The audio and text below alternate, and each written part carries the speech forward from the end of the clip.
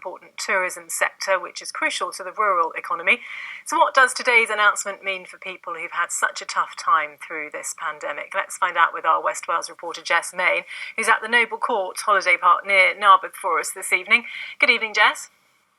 Hi, Andrea. You mentioned the word tentative at the beginning of the programme, and I think that's definitely the best word to describe the changes to the tourism industry today. Of course, lodges like this one won't have welcomed guests now for months, but that could all be about to change because the First Minister said that if the situation continues to improve, that on March the 27th, people will be able to book self-contained accommodation like this.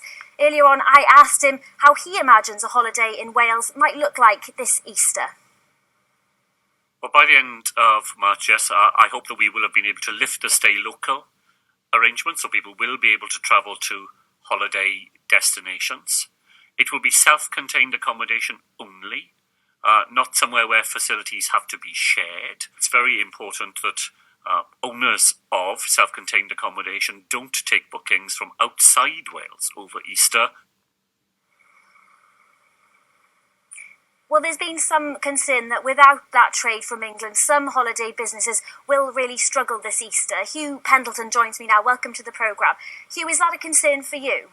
Yes, it is. I think England is a very important part of the tourism economy in Wales, so yes, it is a concern. And is there a concern as well about how, where the onus is, who might police who is booking and where they live?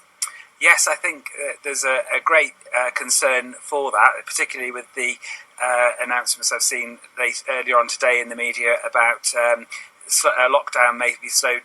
The release of lockdown may be slowed down if accommodation providers are seen to be letting to people in England. You don't always know where people are coming from until they're here. So it is a problem, potentially. A bit more added pressure on you then? Yes, indeed, yes. And also it can cause confrontation from customers to staff as well, which is it's pretty difficult to deal with sometimes. How difficult has this third lockdown been for you? And how does it feel now that we possibly can see the end? It's been a very long lockdown this time. I'm quite concerned about the welfare of the staff that we've got, as it's been a very long time. They've not been able to do anything in the summer. It was different. We were able to sit in the garden and at least have some sort of normality.